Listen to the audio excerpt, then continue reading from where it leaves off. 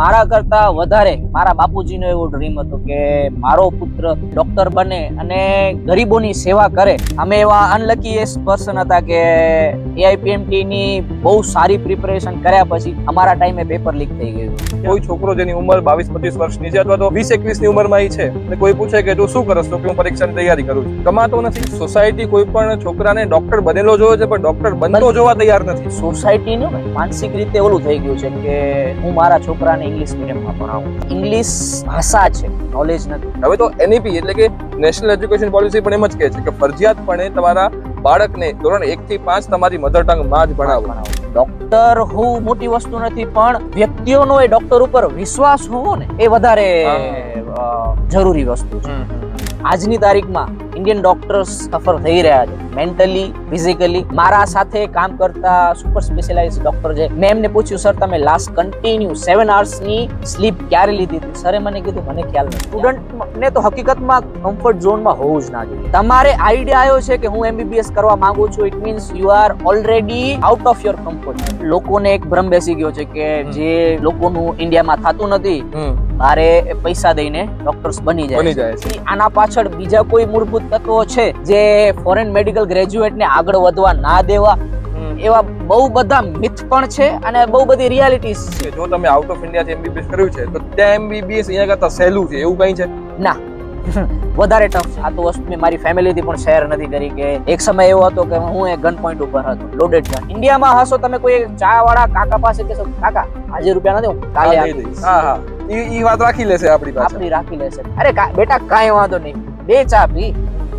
ત્યાં તમને કોઈ પાણી નહીં આપે. તમારી પાસે પૈસો નહીં હોય ને, તમને કોઈ રોટલો આપવા તૈયાર નથી. મહેનત કરવાના પણ દિવસો હોય છે, મહેનત કરવાની પણ એક ઉંમર હોય. ઈ ઉંમરમાં મહેનત શોભે, મહેનત તમારા આભૂષણ બને. તો આ એજમાં લડી લેજો, કમ્ફર્ટ તમને આપોઆપ તમારા રેસ્ટ ઓફ યોર લાઈફ મળશે.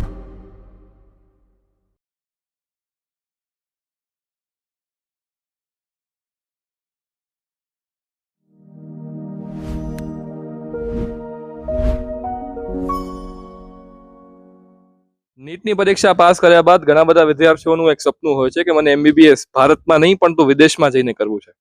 પરંતુ ત્યાં વિદેશમાં જઈને શું થાય છે તેની આપને ખબર નથી હોતી. ઘણા બધા લોકો MBBS કરવા માટે પહેલી વખત ભારતની બહાર પગ મૂકે છે. વિદેશ તેમના માટે સંપૂર્ણપણે અજાણ હોય છે. તો ત્યાં લોકો કેવા છે, ત્યાંનું ભણતર કેવું છે, ત્યાંની કોલેજ સિલેક્ટ કેમ કરાય, એજન્ટ્સ પાસે જઈ અને આપણે કઈ કઈ ભૂલો ન કરવી જોઈએ, ત્યાં કેવી કેવી ઘટનાઓ ઘટી શકતી હોય છે, આ બધી વાત આપણે કોઈ પુસ્તક નહીં પરંતુ કોઈ વ્યક્તિના અનુભવ જ શીખવી શકે છે. આજે આપણી સાથે છે ડોક્ટર દિગ્વિજયસિંહ જાડેજા કે જેઓએ ફિલિપાઇન્સથી MBBS કર્યું છે અને હવે ભારત પરત ફર્યા છે.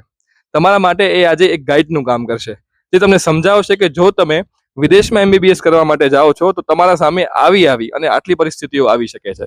તો ચાલો આ બધી વાતો આપણે એમના મુખેથી જ સાંભળીએ. સૌથી પહેલા તો આ પોડકાસ્ટ એમની સાથે શેર કરો કે જે લોકો અત્યારે આવું કંઈક વિચારી રહ્યા છે. એ લોકો અત્યારે ક્લિયર નથી કે એમને ભારતમાં જ MBBS થવું છે કે આઉટ ઓફ ઇન્ડિયા જઈને MBBS થવું છે, અથવા તો એ લોકો હજી એટલા બધા શ્યોર નથી કે MBBS કરવું છે કે નથી કરવું. આ પોડકાસ્ટના અંતે આ તમામ સવાલના જવાબ અમે તમને આપી દઈશું, એવી અમે તમને અહીંયાથી ખાતરી આપીએ છીએ. આપણી સાથે છે અત્યારે ડોક્ટર દિગ્વિજયસિંહ જાડેજા. નમસ્કાર અને થેન્ક યુ ફોર આસ્કિંગ મી અને specially thanks for the choosing.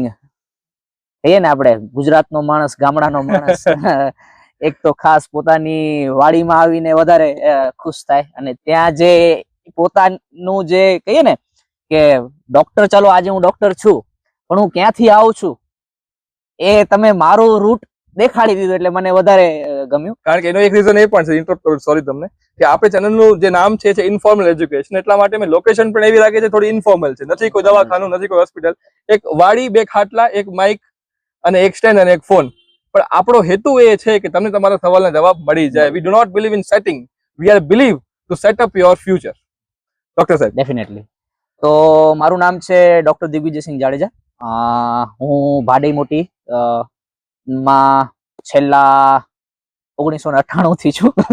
મારો જન્મ ભાડઈમાં જ થયેલો છે. એના પછી મેં મારું પ્રાથમિક ધોરણનું જે પણ અભ્યાસ છે એ ગામની પ્રાથમિક શાળામાંથી લીધેલું છે, ગુજરાતી મીડિયમમાં. ગુજરાતી મીડિયમમાંથી.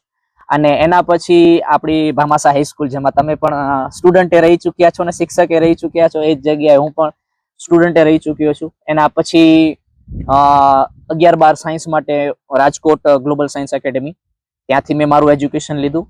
અને એના પછી જ્યારે મારું ગુજસેટ નું, કેમ કે અમારા સમય ગુજસેટ હતી, ગુજસેટ નું જે રિઝલ્ટ આવ્યું એના પ્રમાણે આપણને ખબર છે આપણે જનરલ કેટેગરીના છીએ તો આપણે આ MBBS માં નહીં જઈ શકીએ. પણ મારો અને ખાસ કરીને મારા કરતા વધારે મારા બાપુજીનો એવો ડ્રીમ હતો કે મારો પુત્ર એક ગરીબ બેકગ્રાઉન્ડ થી આગળ જાય, ડોક્ટર બને અને ગરીબોની સેવા કરે, એ એમનો પ્રાથમિક મોટો હતો. અને એમનો દર વખતે એક વાક્ય છે ને મને મગજમાં બેસી ગયો કે ભાઈ કામની સાથે ધર્મ થાય. અને ડોક્ટરોને હું તો કઉ છું આ પ્રોફેશન નથી, એક સેવા છે.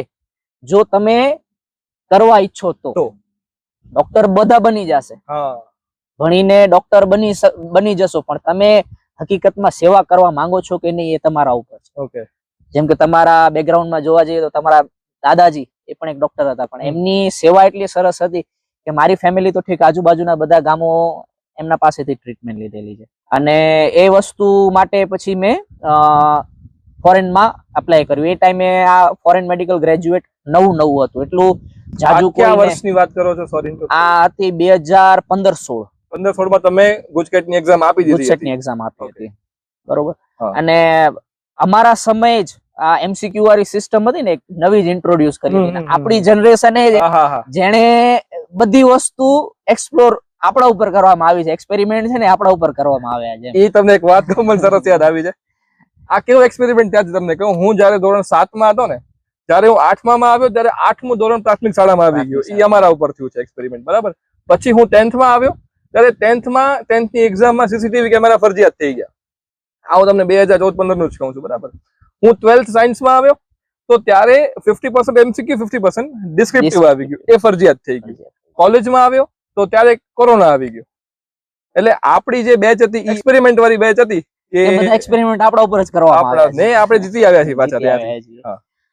એટલે આપણને કહીએ ને જેનઝી નો એક્સપિરિયન્સ છે અને 90s નો પણ મિલેનિયલ નો એક્સપિરિયન્સ છે. એક ક્વેશ્ચન તમને એ પૂછું કે ગુજકેટ અને નીટ જે હમણાં એક્ઝામ આવી ગઈ છે, એ બે વચ્ચે એક બેઝિક ડિફરન્સ તમને કેવો હોય તો શું છે? બેઝિક ડિફરન્સ એટલો છે કે નીટ છે ને એ ઓલ ઓવર ઇન્ડિયામાં સિંગલ મીડિયમ, જો ભાષાને સાઈડમાં કરી દેવામાં આવે તો એક સિંગલ પ્લેટફોર્મ, અને બીજું તો એક પર્ટિક્યુલર બોડી જે ઓલ ઓવર ઇન્ડિયાના છોકરાઓનો એક લેવલ છે, એને એક્ઝામ પ્રત્યે એમને ટ્રેન કરી અને આઉટ ઓફ ધેટ ઓલમોસ્ટ 22 થી 23 લાખ છોકરાઓ આપણા ગુજરાતમાં તો નહીં પણ આખા ઇન્ડિયામાં પરીક્ષા આપે છે. એમાંથી 2 લાખ છોકરાઓ સિલેક્ટ થાય અને MBBS માં આવે. તો તમે વિચારી શકો છો કેવડું મોટું કોમ્પિટિશન છે આપણા ઇન્ડિયામાં, બરોબર. ફોર એક્ઝામ્પલ આપણે એમ કહેવા જઈએ કે જે ગુજકેટની એક્ઝામ હતી એમાં જો કોઈ ગુજરાતના વિદ્યાર્થીને MBBS માં જવું છે તો એ ગુજકેટની એક્ઝામ આવશે. પણ ફોર એક્ઝામ્પલ કોઈ છોકરો રાજસ્થાનનો છે તો એની એક્ઝામ આખી અલગ આવશે, એવું અહીંયા અલગ છે. એટલે આમાં કેવું છે કે જો ગવર્મેન્ટ સિસ્ટમ છે ને દર વખતે બદલતી હોય છે. જયારે હું હતો ને ત્યારે AIPMT હતી. એ શું છે સમજાવો જરા. AIPMT એ ટાઈમની મેડિકલની એન્ટ્રન્સ એક્ઝામ હતી. AIPMT. અને અમે એવા અનલકી પર્સન હતા કે AIPMT ની બહુ સારી પ્રિપેરેશન કર્યા પછી અમારા ટાઈમે પેપર લીક થઈ ગયું હતું. કયા વર્ષમાં? 2015-16. જો જે લોકોનું નીટમાં પેપર 2026 માં લીક થયું છે ને ઉદાસ થયા છો, તમે એમ થાય છે કે અમારા સાથે જવું કેમ, 15 માં થઈ ગયું છે. આમાં પાછું કેવું છે કે મારા એક ફ્રેન્ડ હતા જે 11th-12th માં મારો સિનિયર હતો. પાયો હતો એક ક્યાંક ને ક્યાંક નબળો હતો, તો એ પાયો મજબૂત કરવા માટે મારો નિમેશ ગોરાણી કરીને એક ફ્રેન્ડ હતું, એની પાસેથી જ બધું પાયાનું જ્ઞાન લીધું. મારો સિનિયર હતો, 1 વર્ષ આગળ હતો, એની પાસેથી હું બધી જ વસ્તુ શીખતો. કયા 11th-12th એને જયારે 12th ની એક્ઝામ આપી ત્યારે અમાઉન્ટ 2% એ પણ નહીં પણ 1% થી રહી ગયો હતો MBBS કરવા માટે, પણ એનું એક ધ્યેય હતું કે મારે MBBS કરવું છે. તો જયારે મેં 12th ની એક્ઝામ આપી ત્યારે ઓલમોસ્ટ 12 મહિના ડ્રોપ લઈને એને AIPMT ની પ્રિપેરેશન કરી. અમને દુઃખ થયું ને એના કરતા મોટું દુઃખ એનું છે, એને 2 વર્ષ 11th-12th માં તો આપ્યા, સાથે સાથે જયારે એ 12 મહિના સ્પેસિફિકલી કોઈ એક્ઝામને પર્ટિક્યુલર એક્ઝામને ટાર્ગેટ કરી અને પોતાની એનર્જી, પોતાની મની, પોતાની ફેમિલી થી દૂર રહીને બધા જ કહીએ ને જે પણ વચ્ચે કષ્ટ આવે છે બધાને એકલો પહોંચી વળીને તૈયારી કરે છે, ને એના પછી પણ જો આવી વસ્તુઓ એમની સાથે થાય તો એમના ઉપર એક માનસિક રીતે કેવો તણાવ થઈ શકતો હોય છે મેં જોયેલો છે. એટલે ક્યાંક ને ક્યાંક ખાલી આપણે જ નહીં, આવું ઇન્ડિયાના દર એક સ્ટુડન્ટ સાથે થતું હોય છે. અને આજના ટાઈમમાં એ વાત સમજાવી અઘરી છે આખા સમાજને કે કોઈ છોકરો જેની ઉંમર 22-25 વર્ષની છે અથવા તો 20-21 ની ઉંમરમાં છે અને કોઈ પૂછે કે તું શું કરસ તો કે હું પરીક્ષાની તૈયારી કરું છું, કમાતો નથી, આ સવાલ જે આવી જાય છે ને ઈ ટાર્ગેટ કરે છે. અને ક્યાંક ને ક્યાંક એમના માનસિક રીતે તણાવ ઉભો કરવા માટે આ પ્રાથમિક ધોરણે જે પણ એમના આજુબાજુનું વાતાવરણ છે ને એ એમને ધ્યેય માંથી ક્યાંક ને ક્યાંક ખસેડી દે. કારણ કે સોસાયટી કોઈ પણ છોકરાને ડોક્ટર બનેલો જોવે છે પણ ડોક્ટર બનતો જોવા તૈયાર નથી. પ્રોસેસ કોઈને નથી જોવી. હા, જોવી જ નથી પ્રોસેસ. બધાને રિઝલ્ટ જોવું છે. રિઝલ્ટ જોવું છે. પ્રોસેસ ની વાત આવી છે તો મને એક વાત હજી યાદ આવે છે કે પ્રોસેસ ની આપણે વાત કરીએ, તમે ધોરણ 1 થી 10 છે, 1 થી 12 છે, એ ગુજરાતી મીડિયમમાં ભણ્યા છો. તો જે બાળકો અત્યારે ગુજરાતી મીડિયમમાં છે એમને એમબીબીએસ કરવામાં ભવિષ્યમાં કોઈ તકલીફ આવી શકે છે ભાષાને લઈને? આજની તારીખમાં ને ઇન્ડિયન સોસાયટીનું ને એક માનસિક રીતે ઓલું થઈ ગયું છે કે હું મારા છોકરાને ઇંગ્લિશ મીડિયમમાં ભણાવું. સાચી વાત છે. બરોબર. હવે એ ઇંગ્લિશ ભાષા છે, નોલેજ નથી. બરોબર. આજે કચ્છમાં રહેતા વ્યક્તિને 4 ભાષા આવશે તો શું તમે એને ઓછો નહીં આંકીએ આપણે? હા, ઓછો આંકશું. It's just language, not knowledge. તો તમે એક ઇંગ્લિશ ને પકડીને તમને એવું લાગતું હશે કે હું સ્ટેટ ગવર્મેન્ટની એક્ઝામ આપું છું કે હું સ્ટેટ લેવલનું એવું ફોર્મલ એજ્યુકેશન લેવા માંગુ છું જ્યાં લેંગ્વેજ બેરિયર છે. જો તમારામાં ડર રહેશે ને તો તમે પાછળ પડી જશો. અને તમે તો એ લેંગ્વેજ ની વાત કરો છો, જે ફોરેન મેડિકલ ગ્રેજ્યુએટ જે પણ મેડિકલ ઓફિસર બનવા માંગે છે કે કાલ સવાર મારે એમબીબીએસ કરવું છે ફોરેન માં જઈને, તો ત્યાં તો તમને એક ફોરેન ની અલગ જ લેંગ્વેજ શીખવી પડશે. એ વસ્તુ મગજમાંથી કાઢી જ લેવાની. એક લેંગ્વેજ બેરિયર કોઈ દિવસ લાવવો જોઈએ નહીં. કારણ કે આજે ઘણા બધા વિદ્યાર્થીઓ એવા છે કે એની અંદર એ વાત ખબર નહીં ક્યાંથી ઘર કરી ગઈ છે કે અમને ઇંગ્લિશ મીડિયમ, ઇવન પેરેન્ટ્સ એવા જ છે કે અમને જો અમારા છોકરાને કે છોકરીને કંપનીમાં કામ કરવા માટે એને કેપેબલ કરવો છે તો એનું ફરજિયાત LKG થી છે એજ્યુકેશન એનું ફરજિયાત ઇંગ્લિશ મીડિયમમાં થવું જોઈએ. હવે તો NEP એટલે કે નેશનલ એજ્યુકેશન પોલિસી પણ એમ જ કહે છે કે ફરજિયાતપણે તમારા બાળકને ધોરણ 1 થી 5 તમારી મધર ટંગ માં જ ભણાવો. અને મને તો હું જયારે ફોરેનમાં ગયો ત્યારે મારી સાથે ઇન્ડિયાના ઓલમોસ્ટ બધા જ રાજ્યોના છોકરાઓ સાથે મળ્યા, સાથે એક્સપિરિયન્સ થયા, સાથે ભણ્યા. તો સૌથી વધારે મને સાઉથના લોકોની એ વસ્તુ વધારે ગમી કે જ્યારે કોઈ એક સાઉથ ઇન્ડિયન છે ને એ સાઉથ ઇન્ડિયન સાથે વાત કરતો હશે ને તો એ એની મધર ટંગમાં વધારે ચૂઝ કરશે વાત કરવાની. અને મધર ટંગ માટે જે એમનો પ્રેમ છે ને આપણને દેખાઈ આવે આઉટ ઓફ ઇન્ડિયામાં પણ. એટલે આપણે તો જોયું છે કે અત્યારે તમે આપણો એ જ ગુજરાતી હશે ને એ 2 ગુજરાતી બહાર મળી ફોરેનમાં એ 2 ઇંગ્લિશમાં વાત કરશે સ્ટાન્ડર્ડ શો કરવા માટે. નથી ઇંગ્લિશ આપણે જે હેરાન થઈને શીખીએ છીએ એ પછી જયારે આપણા ભાઈ સામે આપણે બોલીએ છીએ તો વી મોર વેલ્યુ ઇટ. કારણ કે સામે જો એમ જોવા જાય ને તો સામે આપણે જે 12th સાયન્સ વાળા વિદ્યાર્થીઓ જે છે એ જયારે 12th સાયન્સ કરીને આમ તૈયાર થતા હોય ને ત્યારે એમને એમ થતું કે 12th સાયન્સ કરી લીધું, નીટમાં બહુ સારા ગુણ આવી ગયા છે મને, તો હવે એ એમના પાસે ઓલમોસ્ટ જોવા જાવ તો તૈયાર છે અત્યારે.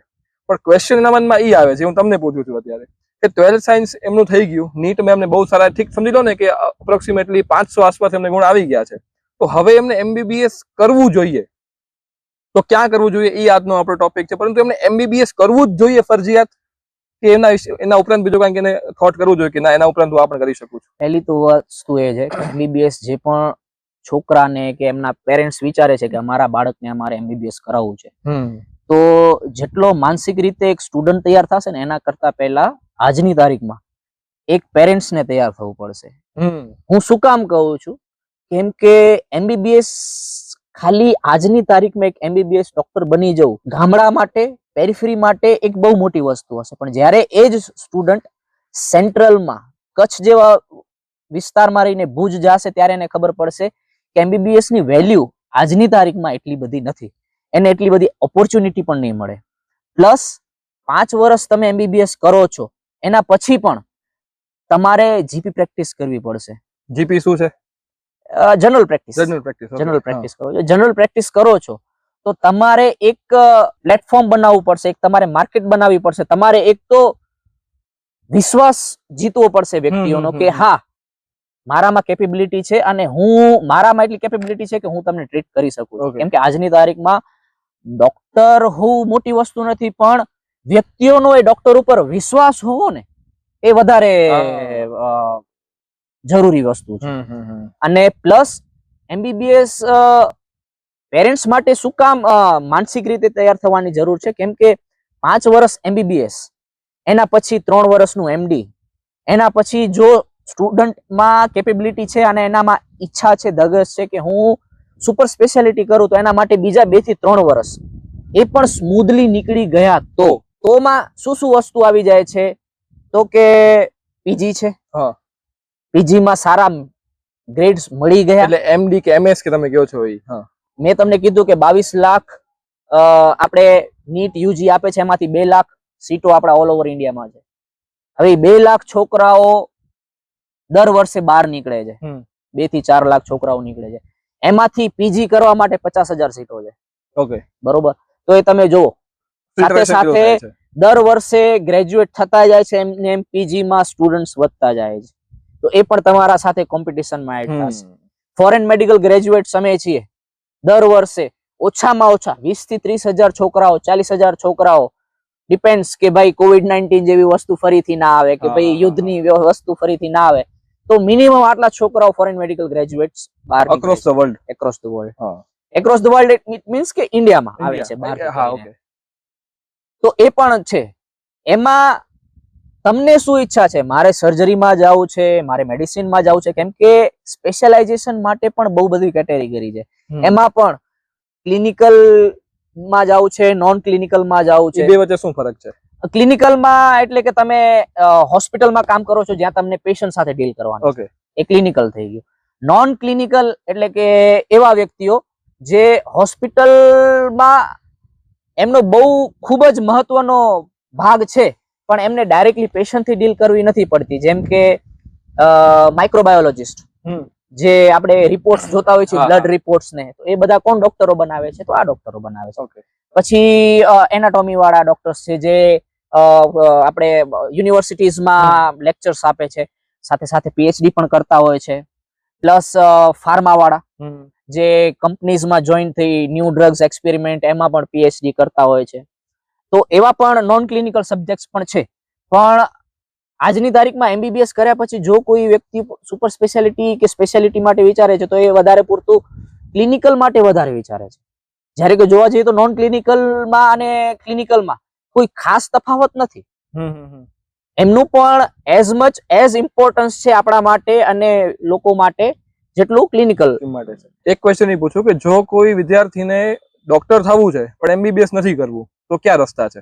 હવે આમાં કેવું છે કે એમબીબીએસ નથી કરવું તો આપણા પાસે બીએચએમએસ છે, બીએમએસ છે, આયુર્વેદાની પણ એટલી બધી કોલેજો છે આપણા ઇન્ડિયામાં, અને પ્લાન્ટ બેઝ મેડિસિન પણ આજની તારીખમાં ઇન્ડિયા તો ઠીક, હવે ફોરેન કન્ટ્રીઝ પણ છે, જર્મની પણ છે, એ બધું પણ છે કે ભાઈ હા મારે ચલો નીટમાં સારા ગુણ નથી આવ્યા અને હું ક્યાંક બોર્ડર લાઈન થી રહી ગયો છું, તો આ બધી પણ જગ્યાઓ છે. એવું નથી કે એક એમબીબીએસ ડોક્ટર છે એ જ ડોક્ટર છે. અને હું તો કહું છું, મારો તો બહુ ખાસ ઈચ્છા હતી કે જો હું એમબીબીએસ ડોક્ટર ના બનું તો એક વેટરનરી ડોક્ટર તો જરૂર બને. વેટરનરી શું છે? વેટરનરી આપણા પશુઓના ડોક્ટર. પશુઓના ડોક્ટર. એટલે એના માટે એમબીબીએસ ન કરવું પડે? એના માટે એમબીબીએસ નહીં, એ વેટરનિટી ક્લિનિક આવે, એમાં તમે as a doctor, veterinary doctor, જેમ આપણે લોકો માટે ભણીએ છીએ એવી રીતે પશુઓ માટે દર એક સબ્જેક્ટ એમનો આવે, ભણવાનો આવે, પ્રેક્ટિકલ આવે. કેમ કે કહીએ ને કે આપણને તો ભગવાને જીભ આપી છે, આપણે એક્સપ્રેસ કરી લઈએ, પણ એક એ અબોલા જાનવર છે, એ કોને એક્સપ્રેસ કરવાના? એમ કહી શકાય કે જે જાનવરોના છે ડોક્ટર, એમનું કામ જનરલ ડોક્ટર કરતા અઘરું છે. અઘરું છે, કારણ કે એમને પેશન્ટ કહેતો નથી કે મને પગ દુખે છે કે પેટ દુખે છે, એને આઈડેન્ટિફાઈ પોતે કરવાનું છે કે શું પીડા છે. હવે એક ક્વેશ્ચન પૂછું, મને એવા 3 પોઈન્ટ આપો કે 4 પોઈન્ટ આપો એવા કોઈ પણ, કે કોઈ પણ વિદ્યાર્થીને નીટમાં સારા માર્ક્સ આવી ગયા છે પણ એને એમબીબીએસ ન કરવું જોઈએ. 4 પોઈન્ટ એવા આપો. એના ઇમોશનલ હોઈ શકે, ફાઇનાન્શિયલ હોઈ શકે, મેન્ટલ હોઈ શકે, ફેમિલી થ્રુ સૌથી મોટું ફાઇનાન્શિયલી. ઓકે, એક ડ્રોબેક તો 4 માંથી એક આવી ગયો કે ફાઇનાન્શિયલ ડ્રોબેક. ફાઇનાન્શિયલી શા માટે? કેમ કે ચલો કોઈ વ્યક્તિ છે અને ગવર્મેન્ટ કોલેજમાં એડમિશન મળી ગયું ચલો ઇન્ડિયામાં, તો એના માટે ફાઇનાન્શિયલી એટલી બધી પ્રોબ્લેમ્સ આવતી નથી. નીટનો સ્કોર શું જરૂરી છે? નીટ નો સ્કોર હું તો ઠીક, પણ જે બોડી લઈ રહી છે ને એ પણ ડિસાઈડ ના કરી શકે, કેમ કે દર વર્ષે વેરી થતો હોય છે. એપ્રોક્સિમેટલી 500 500 550 પ્લસ દર વખતે જાતો જ હોય છે. 700 માંથી 700 અને જો હું આ વખતેનું કહું તો હવે અમે જે નીટ પીજી આપવાના છીએ, તો નીટ પીજી હમણાં સુધી 800 માર્ક્સ ની હતી, હવે 720 ની થઈ ગઈ છે. 200 માર્ક્સ ના એમસીક્યુ હતા, એમાંથી એમણે હવે 180 કરી દીધા છે. તો સમજ્યા, એ યર ટુ યર વેરી થતું રહેશે, depends on the quality of paper, toughness. તો એ આપણે કોઈ દિવસ ધારી તો ના જ શકીએ કે કોઈ એક છોકરાને આપણે ટાર્ગેટ આપી દઈએ કે ભાઈ તું 550 ઉપર લઈ આવ, કે ભાઈ તું 650 ઉપર લઈ આવ, તને ગવર્મેન્ટ સીટ મળી જશે. એટલે જેટલાનું પેપર હોય એનાથી 100 120 નીચે લઈ આવો તો શક્યતા છે. ટૂંકમાં તમારે એક વસ્તુ કરવાની છે કે તમારે તમારી લાઈફની જેટલી સ્ટ્રેન્થ છે ને, ખાલી નીટ યુજી માં જ નહીં, તમારે જો એમબીબીએસ કરવું છે ને તો તમારી ફૂલ્લી કેપેબિલિટી બ્રેઇનની, બોડીની આપી દેવી પડશે. શું કામ? કેમ કે તમારી પાસે સૌથી મોટામાં મોટો વર્લ્ડનું સૌથી મોટામાં મોટું કોમ્પિટિશન હોય ને, તો કાં તો યુપીએસસી છે કાં તો મેડિકલ. કેમ કે ત્યાં કોમ્પિટિશન એટલું છે, લોકો એટલા છે, તમારે એમનાથી કમ્પ્લીટ કરવાનું છે, એમનાથી આગળ રહેવાનું છે. અને હું તો એવું કહું છું કે જે વ્યક્તિ સેલ્ફિશ હશે ને એ આ વસ્તુમાં વધારે આગળ જશે. ઓકે, સમજી ગયો. એક ફાઇનાન્શિયલ થિંગ જે છે એમને તમે કહેશો કે એમબીબીએસ ન કરતો સારું. અત્યારે જો ને નીટમાં ઠીકઠાક સ્કોર છે તો, અથવા તો એમબીબીએસ કરતા પહેલા વિચારવું જોઈએ. પછી બીજી વસ્તુ શું?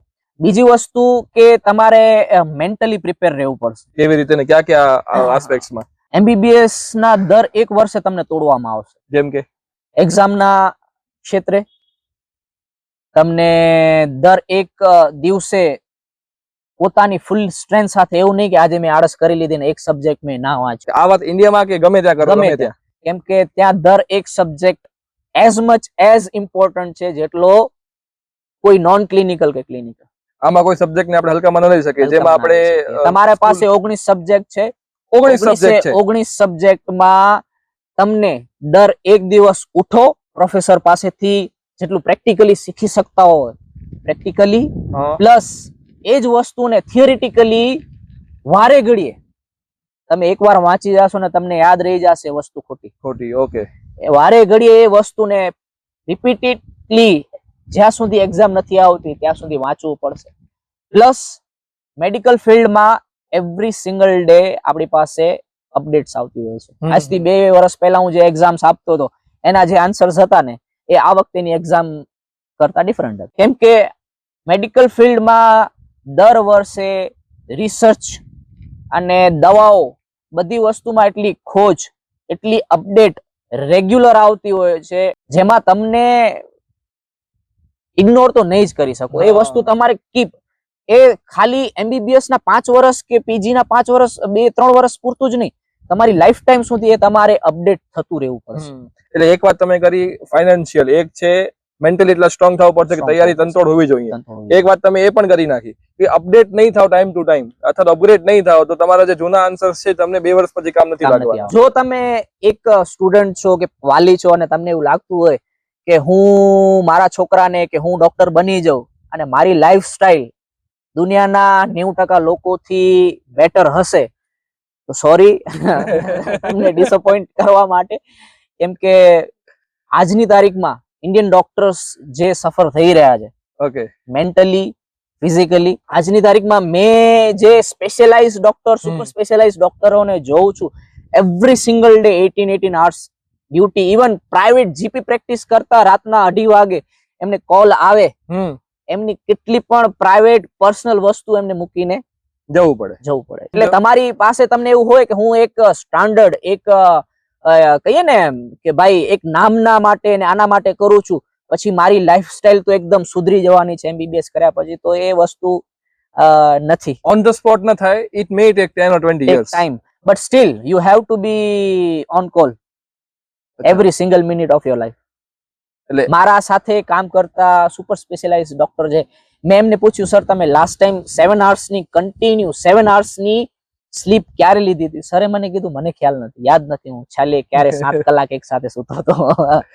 એટલે તમારી, હા, you will be known as a doctor for whole life, પણ એ લાઈફ તમારા માટે ટોટલી રેસ્ટફુલ હશે એવું ના કહી શકું. ઓકે, ને હું એક જે વાત ઉપર ધ્યાન મારું ખેંચાય છે એ છે કમ્ફર્ટ. કમ્ફર્ટ છોડવું પડશે. તમારે આઈડિયા આવ્યો છે કે હું MBBS કરવા માંગુ છું, it means you are already out of your comfort zone. Okay, એ પછી તમે BHMS, BAMS, આયુર્વેદા, કેમ કે કમ્ફર્ટ ઝોનમાં તો હું તો કહું છું ખાલી MBBS જ નહીં, કોઈ પણ કોમ્પિટિટિવ એક્ઝામમાં જો તમે એઝ અ સ્ટુડન્ટ ને તો હકીકતમાં કમ્ફર્ટ ઝોનમાં હોવું જ ના જોઈએ. હવે જ્યારે કોઈ કહેવાય ને વિદ્યાર્થી છે એ MBBS માટે તૈયાર થઈ જાય છે અને એનું નક્કી થઈ ગયું છે કે હવે મને ઇન્ડિયામાં MBBS મારું થઈ શકે એમ છે નહીં, અથવા તો મને ઇન્ડિયામાં MBBS કરવું નથી, તો કેટલા દેશ ઓપ્શન છે આપણા પાસે? દેશમાં તો કેવું છે ને કે એટલે આપણા અહીંયાથી કેટલા દેશોમાં લોકો મોટે ભાગે જાય છે? 15 થી 20 કન્ટ્રીઝ છે. એમ તો જોવા જઈએ તો ઓલ ઓવર વર્લ્ડમાં તમે જઈ શકો છો, હા, પણ ત્યાં કોસ્ટ બહુ ઇફેક્ટિવ છે, બહુ જ કોસ્ટલી છે. બરોબર, તમે હવે US ચૂઝ કરો છો કેમ કે આ ઇન્ડિયામાં જ એવું માળખું કે એવી આખી પદ્ધતિ બનાવવામાં આવી છે કે ભાઈ ટોપના 100 છોકરા કે ટોપના 2000 છોકરા જ MBBS કરી શકે. ફોરેનમાં આવું નથી. ઓકે, તમે આજની તારીખમાં તો ઠીક 1990 થી આ છોકરાઓ બહાર જવાનું ચાલુ થયું અને ફોરેન મેડિકલ ગ્રેજ્યુએટ બહાર જઈને MBBS કરવાનું સ્ટાર્ટ કર્યું, તો એમનું કોઈ કારણ એવું નતું કે હું UG માં નથી થયો એટલે હું બહાર જઉં છું. એ એક સિસ્ટમ થી બહાર નીકળી જાય. ઓકે, તો આઉટ ઓફ ઇન્ડિયામાં જે તમે હતા ત્યાં ફિલિપાઇન્સમાં અથવા કોઈ પણ કન્ટ્રીમાં જે છે એ ભારતની જેમ MBBS માં એડમિશન નથી થતું, તો કેમ થાય છે? ત્યાં છે તમારી પ્રિફરન્સ ઉપર. તમને એવું છે કે હા મારામાં કેપેબિલિટી છે, હું આ એક્ઝામ ક્રેક કરી અને આમાં હું આગળ વધી શકું છું. તમને એક એન્ટ્રન્સ એક્ઝામ આવશે, તમે એન્ટ્રન્સ એક્ઝામ ક્લિયર કરો છો, તમને એડમિશન મળી જાય છે. તમે 12 એક્ઝામ આપો, એક્ઝામ ક્રેક કરો છો. જેમ કે આપણે ઇન્ડિયા લેવલ ઉપર જોઈએ કે આપણે નીટ UG લેવાય છે, એ આપણી એક એન્ટ્રન્સ એક્ઝામ છે. જેમ ગુજસેટ છે એ પણ એક એન્ટ્રન્સ એક્ઝામ છે. જે ગુજરાતમાં B સેક્શન લેવા વાળા સ્ટુડન્ટને MBBS માં એડમિશન લેવું છે તો એ એક્ઝામ ક્રેક કરશે અને એ ટોપમાં આવશે તો જ એમનું એડમિશન હશે. ત્યાં એવું નથી. ત્યાં એક પાસિંગ રેશિયો ફિક્સ છે કે આટલા પાસિંગ ગ્રેડ્સ લઈ આવો છો તો તમે તમારી પ્રેફરન્સ પ્રમાણે તમે, એટલે ફોર એક્ઝામ્પલ 100 જણા એક્ઝામ આપે છે અને એક્ઝામમાં જે છે એ પાસ થવાના ગુણ 100 માંથી 80 છે ફોર એક્ઝામ્પલ, તો 100 લોકોને જો 80 અપાવે તો 100 નું એડમિશન થઈ ગયું. આપણી જેમ ને કે જગ્યા 20 જ છે, ટોપ 20 આવશે ને એડમિશન આપશે એવું નથી. ઓકે, તમે એક વાત કરી કે સૌથી અઘરું તો ન કહેવાય પણ મોંઘામાં મોંઘું MBBS જે છે એ થાય છે અમેરિકામાં. અમેરિકા છે, જર્મની છે, ઓકે, બહુ બધી કન્ટ્રીઝ છે. ઓકે, તો ઈ વાત કેટલા અંશે સાચી કે જ્યાં MBBS મોંઘું ત્યાં સારું અને સસ્તું ત્યાં ખરાબ? હું તો કહું છું આ વસ્તુ મગજમાં હોવી જ ના જોઈએ.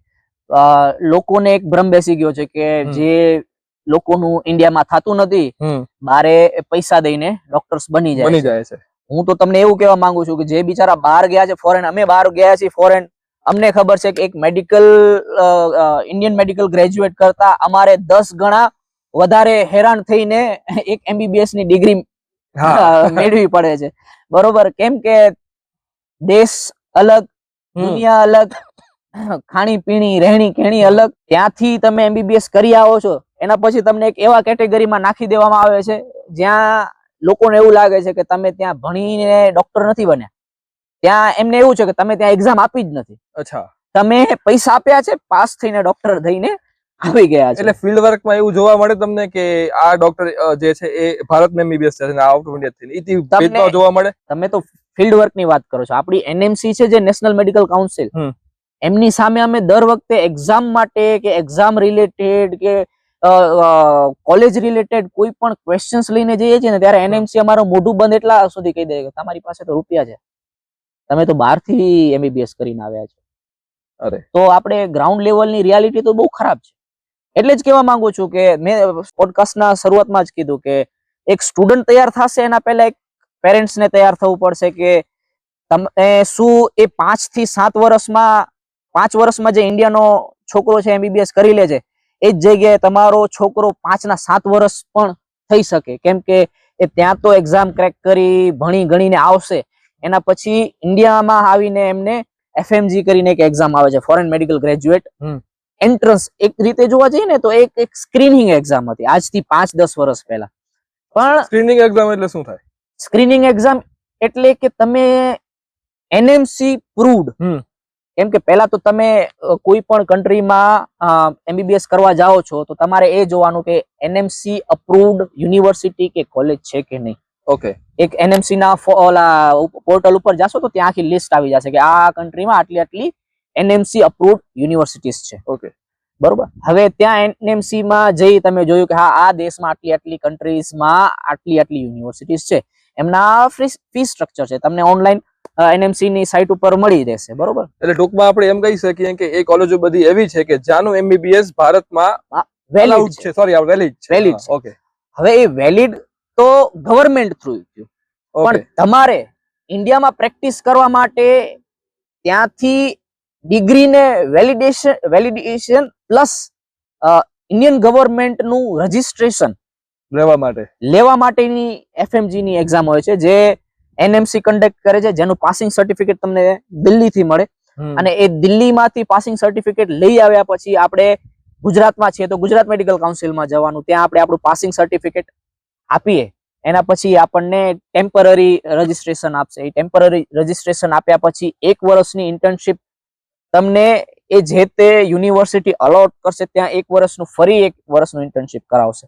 આ જે એક્ઝામ છે એનો પાસિંગ રેશિયો કેટલો છે? પાસિંગ રેશિયો શોકલી આજ 1990 થી લઈ 2026 સુધી 30% થી વધારે થયો નથી. એટલે સીએ ની એક્ઝામ જેવું જ છે ઓલમોસ્ટ. એમ સીએ ની એક્ઝામમાં ઘણી વખત 30% થી ઉપર આવે છે, 40% એ થયું છે, ઘણી વખત 15% એ થયું છે. આમનો પાસિંગ રેશિયો 30 જ છે. ઓકે. હવે આ એક બોડીનું પાસ કરવાની એક સ્ટ્રેટેજી છે કે પછી આના પાછળ બીજા કોઈ મૂળભૂત તત્વો છે જે ફોરેન મેડિકલ ગ્રેજ્યુએટ ને આગળ વધવા ના દેવા? એવા બહુ બધા મિથ પણ છે અને બહુ બધી રિયાલિટીઝ છે જે છોકરો ત્યાંથી પાસ થયા પછી અહીં આવે છે. કેમ કે આજની તારીખમાં ફોરેન માંથી પાસ કરાયા પછી સ્ટુડન્ટનો સૌથી મોટામાં મોટો બ્રેક કહીએ ને તો એક એફએમજી છે. કેમ કે ફોરેન મેડિકલ ગ્રેજ્યુએટ ને સાંભળવામાં આવતા નથી. એફએમજી કેટલા વર્ષે કેટલી વખત આપી શકો? વર્ષમાં 2 વખત આવે છે. અને કેટલી એજ સુધી આપી શકો? હમણાં સુધી તો કોઈ લિમિટેશન્સ નથી આવી. ઓકે. બરોબર. વચ્ચે એવી એક નોટિસ બહાર પાડી હતી કે ભાઈ હવે આ એક્ઝામિનેશન ખાલી ફોરેન મેડિકલ ગ્રેજ્યુએટ માટે પણ નહીં, પણ ઇન્ડિયન મેડિકલ ગ્રેજ્યુએટ માટે પણ લેવાશે, જે યોગ્ય છે. તમે 12 વાળા માટે લો છો તો ઇન્ડિયા વાળા માટે પણ લો. બરોબર. અને ફોરેનમાં પણ જે છોકરાઓ જેમ એન્ટ્રન્સ એક્ઝામ આપી એમબીબીએસ કરે છે, એના પછી એમને પણ ત્યાંની રજીસ્ટ્રેશન લેવાની ત્યાં પણ એક એક્ઝામ હોય છે. એ ક્લિયર કર્યા પછી જ એમને રજીસ્ટ્રેશન મળે છે. જ્યારે કે ઇન્ડિયામાં જે તે વ્યક્તિ કોઈ ડોનેશન આપીને એડમિશન લઈ લીધું, કોઈએ ફોરેન કોટા લઈને એડમિશન લઈ લીધું, કોઈ કે ગુજરાત કોટા લઈને એડમિશન લઈ લીધું અને એ ગ્રેજ્યુએટ થાય છે, કોઈએ કહીએ ને રિઝર્વેશન લઈને લઈ લીધું. એમને તો કોઈ પ્રશ્ન પૂછવા વાળું છે નહીં કે તમે હકીકતમાં ભણ્યા છો કે નથી ભણ્યા, કે તમારું લેવલ છે કે નહીં. એમના માટે કોઈ જાતની એક્ઝામ છે નહીં. તમે એમબીબીએસ ક્લિયર કર્યું, તમે ગ્રેજ્યુએટ થયા, ત્યાંની એક્ઝામ ક્લિયર કરી, ઇટ મીન્સ કે તમે ઓલરેડી રજીસ્ટર્ડ છો. તો એનો મતલબ એવો આપણે સમજવું કે ઘણા લોકોના અંદર એવા પ્રશ્નો હોય છે કે જો તમે આઉટ ઓફ ઇન્ડિયા થી એમબીબીએસ કર્યું છે તો ત્યાં એમબીબીએસ અહીંયા કરતા સહેલું છે, એવું કઈ છે? ના, વધારે ટફ છે. કેમ કે ફોરેનમાં તમે જ્યારે જાઓ છો ત્યારે તમે એક ઇન્ટરનેશનલ સ્ટુડન્ટ કહેવા હોય. બરોબર. મારી સાથે ઓલમોસ્ટ 10 થી 15 કન્ટ્રીઝના અલગ અલગ નેશનલ સ્ટુડન્ટ્સ હતા. યુએસ થી હતા, ચાઇનીઝ હતા, યુગાન્ડાના હતા, કોરિયન્સ હતા, નાઇજીરિયન્સ હતા, ફિલિપિનોઝ હતા. આ બધું ફિલિપાઇન્સમાં છે. બરોબર. તો આ બધા જ સ્ટુડન્ટ એક જ યુનિવર્સિટીમાં રહે છે. ઇટ મીન્સ કે તમારે સ્ટાન્ડર્ડ ઓફ એજ્યુકેશન ઇન્ટરનેશનલ લેવલનો, આમ તો એમબીબીએસ નો બધું જ એજ્યુકેશન સ્ટાન્ડર્ડ અને ઇન્ટરનેશનલ લેવલનો હોય છે, પણ ઇન્ડિયામાં હજી ઘણી એવી યુનિવર્સિટીઝમાં જોવા મળે છે જે કહીએ ને આપણા લોકલ ઓથર્સ ને વધારે પ્રિફર કરે છે, જે વધારે ઈઝી લેંગ્વેજ થી ઇલેબોરેટ કરીને સ્ટુડન્ટને શીખવાડતા હોય છે, જેમ કે ભાટિયા થઈ ગયું કે એ બધા.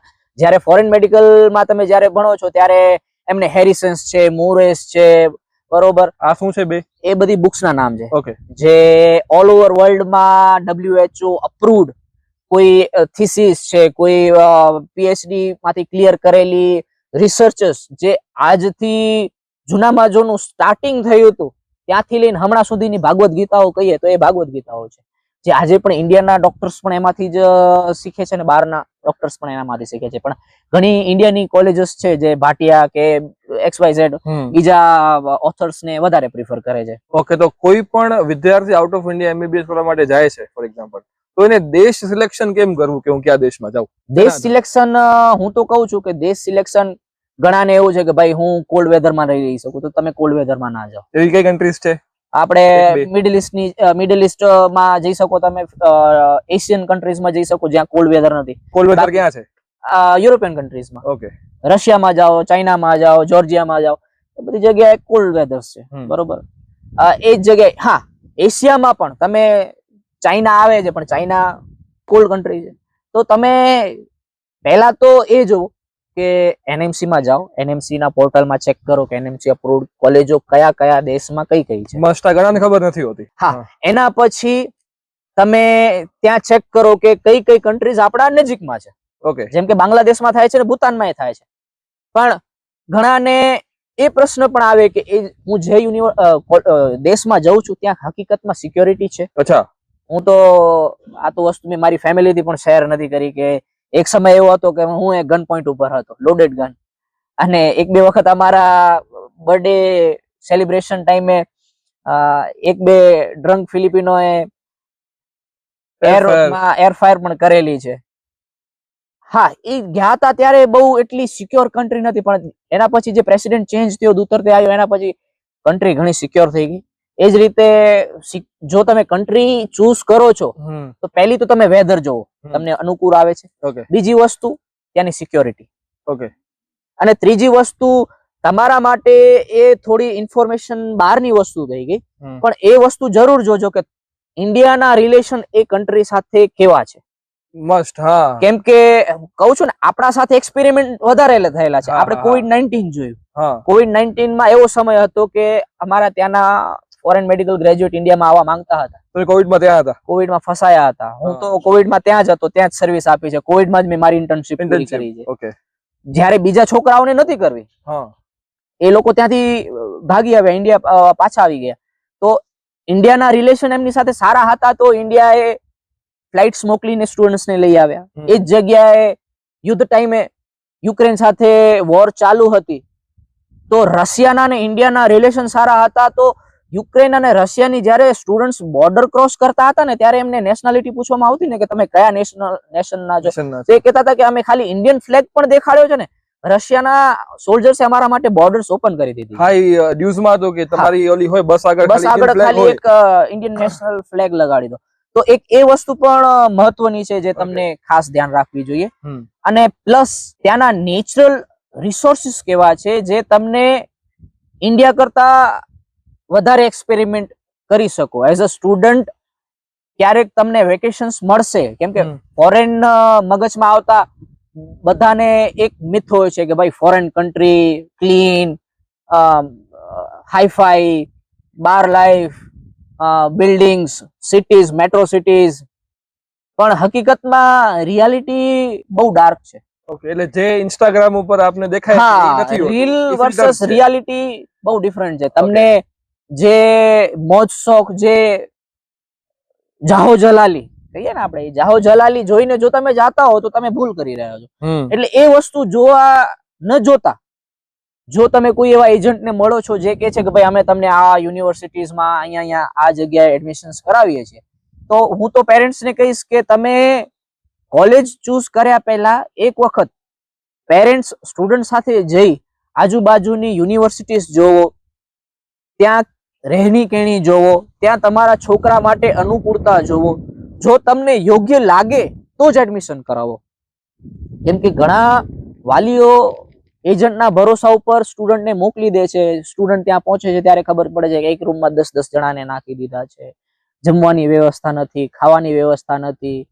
એના સિવાય દર વર્ષે કઈ ને કઈ નવા નવા પ્રશ્નો આવે.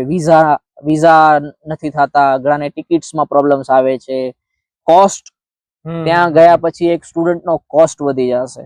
તમે એજન્ટની વાત કરી, બરાબર. તો આપણે જ્યારે MBBS માટે આઉટ ઓફ ઇન્ડિયા જઈએ છીએ તો એજન્ટને કયા કયા પ્રશ્નો પૂછવા મસ્ટ છે અને લોકો એજન્ટથી કેવી રીતે છેતરાય છે? હું તો કહું છું, આમ તો હું એક સમય હતો કોવિડમાં, કહું છું ને, હું ત્યાં હતો અને એજન્સીના એવા એકે વર્ક નથી જે મેં ના કર્યા હોય, વિઝા હોય, ટિકિટ્સ હોય. કેમ કે આપણે ખબર છે, આપણે ફાઇનાન્શિયલી એટલી સપોર્ટ કે બેકબોન એવું નહોતું કે આપણે કોવિડ જેવી મહામારીમાં જ્યાં બધી જ જગ્યાએ ફાઇનાન્શિયલી ડ્રોપ આઉટ હતું, અને એમાં પણ આપણે ફેમિલીથી એક આશા રાખીએ કે આપણે ત્યાં બેઠા હોય ને આપણને પૈસા આપે. એના સિવાય હું ત્યારે એક એજમાં હતો 25 યર્સમાં કે ભાઈ ના, હવે આપણે પોતાની રીતે ફાઇનાન્શિયલ કેપેબલ થવું જોઈએ. તો હું ત્યાં એજન્સી વર્ક કરતો, અને મારું તો ઠીક ડોક્યુમેન્ટેશન્સ, વિઝાસ, ટિકિટ્સ આ બધામાં હું કામ કરતો. એટલે મને આ એજન્ટોનો રૂટનો બધી જ નોલેજ છે કે આ એજન્ટો કેવી કેવી જગ્યાએ સ્ટુડન્ટ્સને છેતરી શકે છે. ક્યાં ક્યાં છેતરી શકે છે? સૌથી પહેલા ફીસ સ્ટ્રક્ચરમાં. હમ. ફીસ સ્ટ્રક્ચર એ તમને કહેશે કે ભાઈ અમે તો તમારું 10 લાખમાં એડમિશન કરાવી દેશું, એડમિશન કે આખું એમબીબીએસ કરાવી દેશું, Okay. અમે તમારું 15 લાખમાં એમબીબીએસ કરાવી દેશું. એ જ સ્ટુડન્ટ જ્યારે ત્યાં જાય છે, ત્યાં એની કોલેજના પછી ત્યાં એમને અલગથી શરૂઆતમાં એમને આ બધા ખર્ચાઓ નહીં દેખાડવામાં આવે કે ભાઈ વિઝાના ખર્ચા અલગ છે, આવા જવાના ખર્ચા અલગ છે, ત્યાં રહેવાના ખર્ચા અલગ છે, યુનિવર્સિટીના અલગ ખર્ચા હશે. એ તો ખાલી એક ફી સ્ટ્રક્ચર છે જે એમણે બનાવ્યું છે, જે એમને યુનિવર્સિટીએ નથી આપ્યું. કેમ કે દર એક એજન્ટ યુનિવર્સિટી સાથે એવા બોન્ડ કે કરાર બનાવી લેવા, ટાઈપ કરી લેતા હોય છે કે ભાઈ અમે જેટલા પણ સ્ટુડન્ટ આવીએ છીએ એ સ્ટુડન્ટની 30% કે 40% ફીસમાં અમારો ભાગ રહેશે. આટલો મોટો ભાગ? આટલો મોટો ભાગ દરેક યુનિવર્સિટીને પછી એજન્ટ ટુ એજન્ટ એ વેરીઝ કરતું હોય છે. એક વાર હું ચોખવટ કરી દઉં, આ વાત હરેક એજન્ટ માટે નથી. આ વાત જે લોકોની માનસિકતા કહેવાય ને કે જે છોકરાઓને છેતરવાની છે એમની વાત થાય છે. હરેક એજન્ટ માટે આ વાત નથી. અને પ્લસ દર એક કન્ટ્રીમાં તમને 10-15 એજન્ટ એક જ યુનિવર્સિટીમાં 2-4 એજન્ટ મળી જશે કે જે તમને કહેશે કે ભાઈ અમે એડમિશન કરાવી દેશું, અમે તમને એડમિશન કરાવી દેશું. તો સૌથી પહેલા તો તમે આ વિડીયો જોયા પછી તમને એટલો તો અંદાજો હશે કે ભાઈ ફોરેનમાં જવું અને તમને એમ લાગતું હોય કે છોકરાને પૈસા ખર્ચીને અમે એમબીબીએસ બનાવી દીધું હોય, તો તમને એટલા સુધી કીધું કે ભાઈ સિક્યોરિટી, આ બધા રીઝન્સ પણ છે. એ બધા રીઝન્સ તમે ઓલરેડી જાણી લો છો. એના પછી તમે કોઈ એક એજન્ટ પાસે જાઓ છો કે ભાઈ અમને આ જે તે યુનિવર્સિટી સારી લાગી, એમાં અમને એડમિશન્સ લેવું છે. એ એડમિશન્સ ની પ્રોસેસ તમને આખી સમજાવશે કે આ ડોક્યુમેન્ટેશન છે, આ ફી સ્ટ્રક્ચર છે, આ તે છે. હવે એ ફી સ્ટ્રક્ચરમાં તમારે સ્પેસિફિકલી જો તમે શરૂઆતથી જ એમના પાસેથી એ ફી સ્ટ્રક્ચર લઈ લો, એક કરારનામું લખાવી લો. કરારનામું શું છે? કરારનામું એટલે કે તમે કહીએ ને કે ભાઈ કોન્ટ્રાક્ટ. ઓકે. કોન્ટ્રાક્ટ બનાવી લો કે હા, મારો સ્ટુડન્ટ, મારો છોકરો તમારી પાસે ભણવા આવે છે, એનું તમે આ ફી સ્ટ્રક્ચર આપ્યું છે ને એ ફી સ્ટ્રક્ચર ઉપર તમારી એજન્સીનો સ્ટેમ્પ કે સિગ્નેચર મળી શકે. એ જ એજન્સીના ફી સ્ટ્રક્ચર ઉપર હું તમને તો હાથો રૂપિયા નહીં જ આપું. પહેલી વસ્તુ, કોઈ દિવસ એજન્ટને હાથો રૂપિયા તો નહીં જ આપવાના. એ ડાયરેક્ટ યુનિવર્સિટી અકાઉન્ટમાં તમારે આપવાના રહેશે. કેમ કે અમારી સાથે પણ એવો ફ્રોડ થઈ ચુક્યા છે. મારી સાથે બીજા બધા એવા સ્ટુડન્ટ્સ બિચારા થઈ ચુક્યા છે જેમને એજન્ટોએ કીધું કે અમને ડાયરેક્ટ રૂપિયા આપી દો, અમે તમારું ત્યાં બધું ત્યાં કરાવી દેશું, તમે છૂટા અહીંયા, ત્યાં છૂટા. અને ત્યાં જોવા જઈએ તો એ 4 લાખની ફીસ માંથી 50,000 રૂપિયા માં એડમિશન કરી દે ને 3 લાખ રૂપિયા પોતે વાપરે, કાં તો વ્યાજે ચડાવી દે. અને વર્ષના અંત સુધી યુનિવર્સિટીઝ એમને કહે કે તમે તો ફીસ પૂરી નથી કરી, તો તમને લાસ્ટ તમારી ફાઇનલ એક્ઝામ્સ આપવા નહીં મળે. આપને કે એજન્ટોને કે? આપણને. ઓકે. એટલે ત્યાં સ્ટુડન્ટ ફસાવી જાય છે. એટલે એજન્ટ કે છે કે ભાઈ મને આ પ્રોબ્લેમ છે, તે છે, કોઈને કોઈ બહાના કરશે, ફોન્સ નહીં ઉપાડે, અને end of the day student એના ખીચામાંથી રૂપિયા ભરીને કેમ કે ગમે એમ કરીને એને એક્ઝામમાં તો બેસવું છે, પોતાનો એક વર્ષ તો ખરાબ થવા નહીં દે.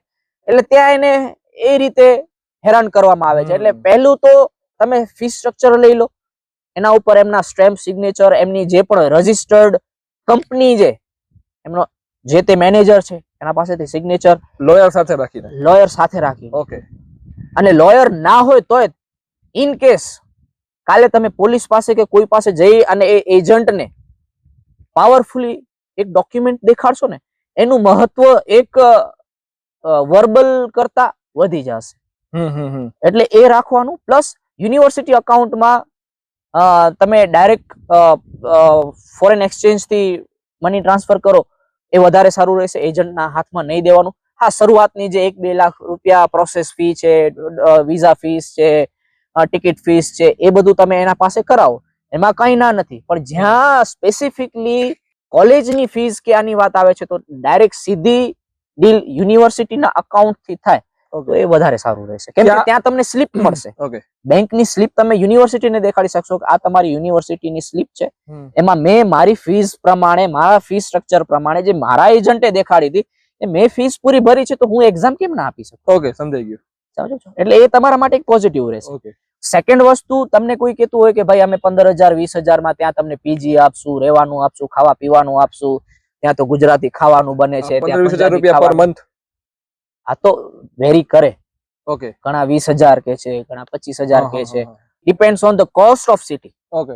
જેમ કે ફિલિપિન્સમાં હું રહેતો હતો, ત્યાં હું જે મેટ્રો સિટી હતી ત્યાંથી 15-20 કિલોમીટર દૂર લાસ પિનિયાસ સિટી કરીને હતું, ત્યાં 15,000 રૂપિયામાં હું મારો મંથનો ખર્ચો 15 થી 20,000 રૂપીઝમાં ત્યાં કરી શકતો હતો. એ જ જગ્યાએ મારી સાથે મારી ભેગા જ ગયેલા જેમણે અધર કોલેજ અને અધર સિટી, જેમણે ત્યાંની મેટ્રો સિટી ચૂઝ કરી, જેમનો 30 થી 40,000 રૂપિયા પર મંથનો કોસ્ટ હતો.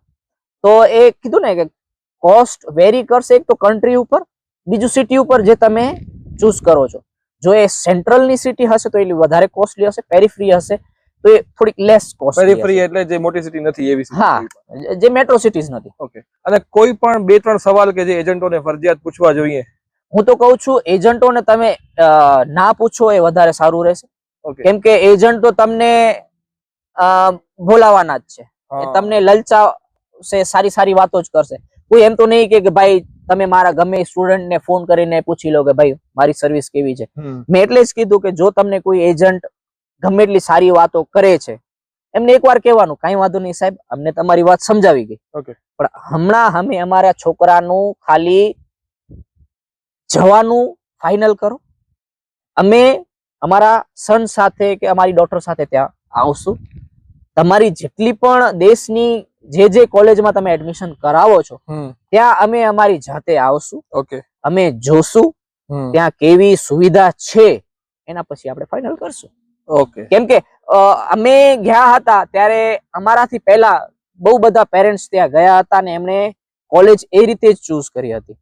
હા, એક પર્ટિક્યુલર 2-3 કોલેજ હશે, એમાં તમારે એડમિશન એપ્લાય કર્યા પછી જ એક તમારા વિઝાની પ્રોસેસ થશે, એના માટે એક પર્ટિક્યુલર કોલેજનું નામ તમારે દેવામાં આવશે, પણ ફાઇનલ એડમિશન તમે ત્યાં ગયા પછી પણ કરી શકો, જે એજન્ટ પણ તમને કરાવી દેશે અને તમે પણ કરી શકો. ઓકે. આમાં કોલેજમાં શું ફરક હોઈ શકે? કોલેજનો ફરક એક તો કોસ્ટમાં આવી જશે, ફીસ કયો છો, ફીસ સ્ટ્રક્ચર, પ્લસ તમે ત્યાં જાશો. હવે કેવું છે કે હું અહીંયાથી એજન્ટને કહીશ કે ભાઈ અમે ત્યાંથી કોઈ છોકરાઓ કે કોઈનું કહીએ ને એક માર્ગદર્શન પૂરું પડી શકે એવા છોકરા પાસેથી ફીડબેક લઈ શકીએ, તો એ તો જે એના આજુબાજુના છોકરાઓ હશે એના ફોન નંબર આપીને તમને કહી દેશે ભાઈ સારી સારી વાતો કરાવી દેશે. એ જ જગ્યાએ એક પેરેન્ટ્સ ત્યાં જઈને વાત કરશે, ત્યાંથી ગ્રાઉન્ડ લેવલ ઉપર એ એજન્સી બહારના સ્ટુડન્ટને, ત્યાંના લોકલ સ્ટુડન્ટને પૂછશે કે ભાઈ યુનિવર્સિટીનું એજ્યુકેશન કેવું છે, ખાવા પીવાનું રહેણી કેવી રીતે છે, તમને સેફ ફીલ કેવું થાય છે આ સિટીમાં, એ બધું જોયા પછી જો તમે કરો છો ને તો એ વધારે સારું રહે. ઓકે. હવે હું તમારા એક્સપિરિયન્સ ઉપર, તમે બધી આખી વાત કરી, હવે આપણે તમારા એક્સપિરિયન્સ ની વાત કરીએ કે તમે જ્યારે અહીંયાથી પહેલી વખત ફિલિપાઇન્સ ગયા, એ તમારો પહેલો દિવસ કેવો હતો? એક પ્રશ્ન એ છે, સાથે જોઈન્ટ બીજો પ્રશ્ન કરીશ કે એવી કઈ વિદેશની વાસ્તવિકતાઓ છે કે જે ભારતમાં રહીને લોકોને ક્યારેય નહીં સમજાય? પહેલો દિવસ અને પછી ત્યાંની વાસ્તવિકતા. પહેલો દિવસ તો એવો હતો કે આપણે કહીએ ને કે કોઈ પણ એક ગામડાનો વ્યક્તિ હોય કે કોઈ સિટીનો વ્યક્તિ હોય, પહેલી વાર પ્લેનમાં બેસવું એ જ સૌથી મોટું ડ્રીમ હોય છે. અને લકીલી એ બહુ જ નાના કુટુંબમાંથી ગ્રાઉન્ડ લેવલનું બેકગ્રાઉન્ડ, ખેતીવાડી, એટલે કહું છું ને મારા સક્સેસ પાછળ મારા કરતા મારા ફાધરનો, મારી ફેમિલીનો બહુ મોટો હાથ છે. તો એ વ્યક્તિ જયારે બહાર જાય છે એટલે એના માટે તો બધી વસ્તુ એક ચકાચોંધ જ હોય છે. અને સાથે સાથે મારા મગજમાં, મને ખ્યાલ નથી બીજાના મગજમાં શું હાલે, પણ મારા મગજમાં એક વસ્તુ આવતી હતી કે આપણે ક્યાંથી આવીએ છીએ, આપણે હંમેશા એ વસ્તુને ધ્યાનમાં રાખીને દરેક પગલા લેવાના હોય છે. તો મારા માટે એક ફોરેન એટલે વાવ જેવી વસ્તુ નથી રહી. મારા માટે જે હું ઇન્ડિયામાં હતો ને ત્યાં હું એ જ હતો. પહેલો દિવસ કેવો રહ્યો ત્યાં? અને પહેલો દિવસ તો કહું ને, હું સાંજે તો અમે પહોંચ્યા હતા 5-1 વાગે પહોંચ્યા હતા. કેટલી ટાઈમ લાગ્યો પહોંચતા? અમે અહીંયાથી પહેલા કોચી ગયા હતા, ત્યાં અમારી ફર્સ્ટ ફ્લાઇટ હતી, પેસેન્જર ફ્લાઇટ હતી 20-30 સ્ટુડન્ટની. પછી કોચી થી અમે બેંગ્લોર ગયા. બેંગ્લોર થી અમારી હતી મલેશિયાની કનેક્ટિંગ ફ્લાઇટ. મલેશિયામાં અમારો 4 કલાકનો લેઓવર હતો અને ત્યાંથી પછી અમે ફિલિપિન્સ માટે ગયા હતા. એટલે ઓલમોસ્ટ અમારો 14 થી 15 કલાકની જર્ની હતી. 14-15 કલાકની જર્ની કર્યા પછી અમે ફિલિપિન્સમાં ઉતર્યા. એટલે એરપોર્ટની બાજુમાં જ ફરવાની જગ્યા હતી. સ્ટુડન્ટ્સ ઉતર્યા એટલે અમારા એજન્ટ ત્યાં જ ગાડી લઈને આવી ગયા હતા. એમણે અમને ત્યાંની કહીએ ને મોઆ ધ બે એ દેખાડ્યું. મોઆ આઈ ફિલિપિન્સની બહુ સારી જગ્યા છે. ત્યાંની જે સેન્ટ્રલ યુનિવર્સિટી છે મનીલા સેન્ટ્રલ, ત્યાં આજુબાજુના 2-3 સ્થળો દેખાડ્યા અને એના પછી અમને કેન્ટીને લઈ ગયા. ત્યાં અમે થોડોક નાસ્તો કર્યો અને પછી અમને અમારા ઘર દેખાડવામાં આવ્યા. ઓકે. એટલે સમય એવો હતો કે અમે જાજુ સમય ફરી ન શક્યા, પણ સમય જઈ ને જમી અને સુઈ ગયા. ફ્લાઇટ્સમાં શું વાતો થતી ભારતથી બધા વિદ્યાર્થીઓ હતા? ફ્લાઇટ્સમાં તો કહીએ ને એક 17-18 વર્ષના છોકરામાં એક એક્સાઇટમેન્ટ હોય. એક્સાઇટમેન્ટ હતી, નવા છોકરાઓને મળ્યા, કોણ ક્યાંથી આવે છે એકબીજાને ઓળખવામાં એક એક્સાઇટમેન્ટ, એક ક્યાંક ને ક્યાંક એક ઉત્સાહ ને આ બધી વસ્તુઓ કહીએ ને બટરફ્લાયઝ આવતા હોય કે યસ ફોરેન માં જઈએ છીએ, કંઈક મોટું કરવા જઈએ છીએ, ડોક્ટર્સ બનવા જઈ રહ્યા છીએ, ફેમિલીના સપનાઓ સાથે લઈને જઈ રહ્યા છીએ. એક્સાઇટમેન્ટ હતી. એ એક્સાઇટમેન્ટ પછી ધીમે ધીમે પછી એ ફ્લાઇટ અમારા માટે બસ થી વધારે નથી. ઓકે. તો ત્યાં ગયા પછી ઈ તમે કીધું ને કે એવી કોઈ વાત કે જે ભારતમાં લોકો ભારતમાં બેઠે બેઠે નહીં સમજી શકે કે તારા વિદ્યાર્થી લોકો ઉપર શું વીતે છે, એવી કોઈ 2-3 વાતો? એક તો ઘર યાદ આવે. ઘર તો હું તો કઉ છું ભારતમાં રહીને પણ તમને જો થોડા સમય માટે બહાર જાઓ છો તો એ ઘર તો બધાને યાદ આવે. પણ એક વિદેશમાં જે તમારી સંસ્કૃતિ છે, તમારા તહેવારો છે, તમારી જે રહેણી કહેણી છે, તમારા આજુબાજુના લોકો છે, તમારું જે કલ્ચર છે, એનાથી vast difference. First year second year માં તો તમને બહુ મજા આવશે. વાહ, અહીંયા તો કેટલી સારી ક્રિસમસ થાય છે, અરે વાહ અહીંયા તો આ કેટલી સરસ થાય છે. એ 1-2 વર્ષ માટે જ હશે, પછી તમને તમારા રૂટ જ યાદ આવશે. ઇન્ડિયા હોત તો કેવું સારું હોત. અમે તો છાસ ને દૂધ માટે પણ મળે છાસ દૂધ ના મળે છે, પણ એ તમે હું તો કહું ને, હું તો ગામડાનો વ્યક્તિ છું, તાજું દૂધ પીવા વાળો છું. હું ભુજનું દૂધ નથી પીતો. બરોબર. એટલે મને તો ત્યાં જે ડબ્બા મળે એમાં ક્યારેક ચોકલેટ નાખીને મિક્સ કરીને પી લેતા. પણ છાસ માટે ઘણા. છાસ તો એવી છે ને કે ગુજરાતીનો કહીએ ને પ્રેમ છે. કહેવાય, પ્રેમ છે, અમૃત કહેવાય. અમૃત છે આપણા માટે. હવે કોઈ તમારા નાના ભાઈ બહેન કે તમારા કોઈ પણ નજીકના મિત્રો જે છે એ આજે હમણાં એની અડધા કલાકમાં ફ્લાઇટ છે, બેગ પેક કરી ઉભા છે આર્યા સામે, તો કઈ 3 સલાહ એને આપશો? 3 સલાહ, 1 લાઈન 3 સલાહ કઈ આપશો એને? કે હિંમત રાખજે, ખોટું મગજમાં ઓવર થિંકિંગ કે થાશે નહીં થાય. હવે તે પગલું લઈ લીધું છે તો પાછું તો પડવાનું નથી. પહેલું દુઃખ આવે સુખ આવે રોઈ લેજે, પાછો ના આવતો. ઓકે. તે ચૂઝ કર્યું છે, તને ફેમિલીએ એટલો ભરોસો કરીને મોકલ્યો છે, હવે તને એ વસ્તુ સાબિત કરીને દેખાડવાની છે. ઓકે. અને ઇન્ડિયા હોય કે બહારનો દેશ હોય કે અહીંયાનો દેશ હોય, છોકરો જયારે બહાર નીકળે ને એના મગજમાં 100 વસ્તુ આવશે. કેવી રીતે થશે, શું થશે. પોતા ઉપર ભરોસો રાખવાનો, શાંત મગજ રાખવાનું. તમે જે વસ્તુ ગામડામાં રહો છો ને ત્યાં ઈ જ છે. આપણા ગુજરાતીઓની ખાસિયત એ છે કે આપણે ખાવા પીવાથી બહુ પ્રેમ છે. આપણે ક્યાંય પણ જઈએ તો ઘર જેવું ખાવાનું ગોતીએ ને ઘરે આવીને બહાર જેવું ખાવાનું બનાવીએ. બનાવતા શીખી જાય. તો એમ નહીં તો ત્યાં આપણે વિદેશમાં જઈએ તો ત્યાં જે લોકો જમવાને લઈને બહુ કન્સર્ન છે કે મને તો જમવાનું ભાવે જ નહીં, તો એ લોકો માટે શું છે? વિચારવાનું જ નહીં. તમે ઓલરેડી પગલું ભરી લીધું છે, જે આવશે જોઈ લઈશ. ઇન્ડિયન MBBS થયેલો સ્ટુડન્ટ, જે ઇન્ડિયન એટલે છે ભારતનો, તેને ભારતમાં જ ભણ્યો છે, ઇન્ડિયન મેડિકલ ગ્રેજ્યુએટ, અને જે બહારથી ભણીને આવ્યો છે, એ બે મને તો શું ચર્ચાઓ થતી હોય? ચર્ચા તો હું તો અહીંયા ઇન્ડિયન મેડિકલ ગ્રેજ્યુએટ સાથે પણ કામ કરું છું અને ફોરેન મેડિકલ ગ્રેજ્યુએટ સાથે પણ કામ કરું છું. એક વસ્તુ એ છે કે ઇન્ડિયન મેડિકલ ગ્રેજ્યુએટ ને એવું છે કે ભાઈ તમે ફોરેનમાં મજા કરી. અચ્છા, ત્યાં તમને માનસિકતા થઈ ગઈ છે. તમને છૂટછાટ હતી, તમને કોઈ રોકટોક નથી. અમને તો અહીંયા એવી કોલેજો નથી, અમને તો એવા અહીંયા સિસ્ટમ નથી એવી મોજ શોખ, નથી એવી ફરવા કરવાની જગ્યાઓ. ત્યાં તો કેવી બિલ્ડિંગો, કેવો મોજ શોખ, કેવો ચકોચાન છે એમ વિદેશની. હકીકતમાં એવું કઈ નથી. એક મેડિકલ સ્ટુડન્ટ જેટલો અહીંયા ઘસાય છે ત્યાં એટલો જ ઘસાય છે. ઓકે. હું તો કઉ છું વધારે ઘસાય છે. ઘર નથી એટલા માટે. ઘર નથી, પરિવાર નથી. તમારી પાસે પૈસો નહીં હોય ને તો તમને કોઈ રોટલો આપવા તૈયાર નથી. ઓકે. પૈસા ની એક કટોકટી શરૂઆતમાં મેં તમને કીધું કે MBBS કરવું હોય તો તમારી પાસે પૈસો હોવો જોઈએ.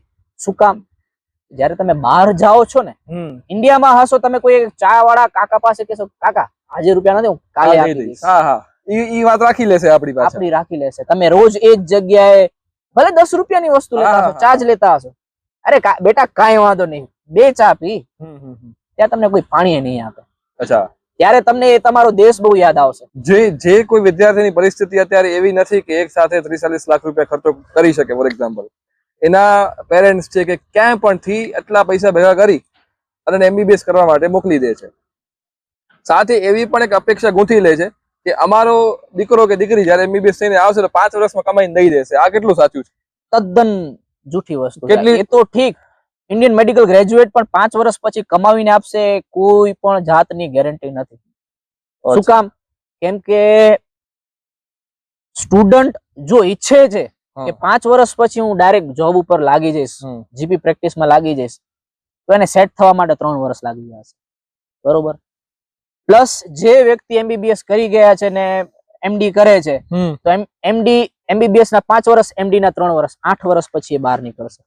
એના પછી એ સેટ થશે. આ બધું ફર્સ્ટ અટેમ્પ્ટમાં એ પાસ થઈ ગયો તો 8 વર્ષ, બાકી એની ઉપર થઈ શકે છે. ઓકે, જેમ કે હું ફોરેન મેડિકલ ગ્રેજ્યુએટ છું, મને ખબર છે કે 12 થી પાસ થયા પછી FMG જ બહુ મોટો પ્રશ્ન થઈ ગયા છે. બહુ લોકોને 2, 4, 10 અટેમ્પ્ટ સુધી નથી નીકળતા હોતા.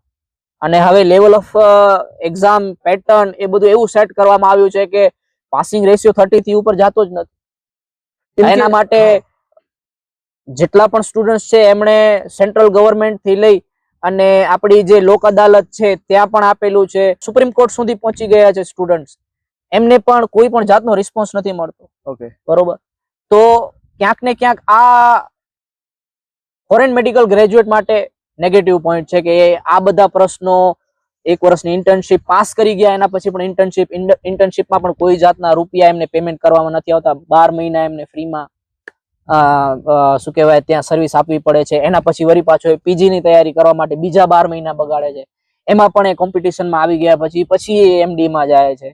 તો એક ફોરેન મેડિકલ ગ્રેજ્યુએટ માટે એ ટફ થઈ જાય છે ફોર એક્ઝામ્પલ સમયગાળાને લઈને. ઓકે, હું તમને એ પૂછું કે જો આપણને કોઈ ગવર્મેન્ટ જોબ નથી કરવી એઝ અ ડોક્ટર અને પોતાનું જે ખોલવું છે, આપણે હોસ્પિટલ કે એવું કંઈ ખોલવું છે, તો આ એક્ઝામ આપવી પડે? તમે કહો છો FMG તો આપવી જ પડે ને.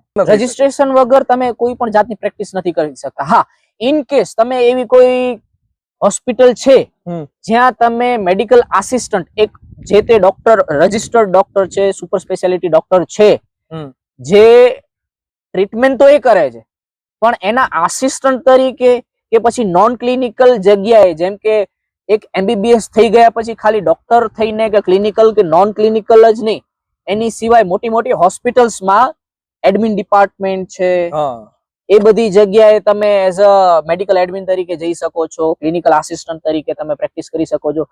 પણ પ્રશ્ન એ જ છે કે MBBS માં તમે 40-50 લાખ ખર્ચ કર્યા પછી આ 25-30 હજાર કે 40 હજારની જોબ શું તમે કરશો? હા, જો તમારી ફાઇનાન્શિયલી કેપેબિલિટી એટલી નથી.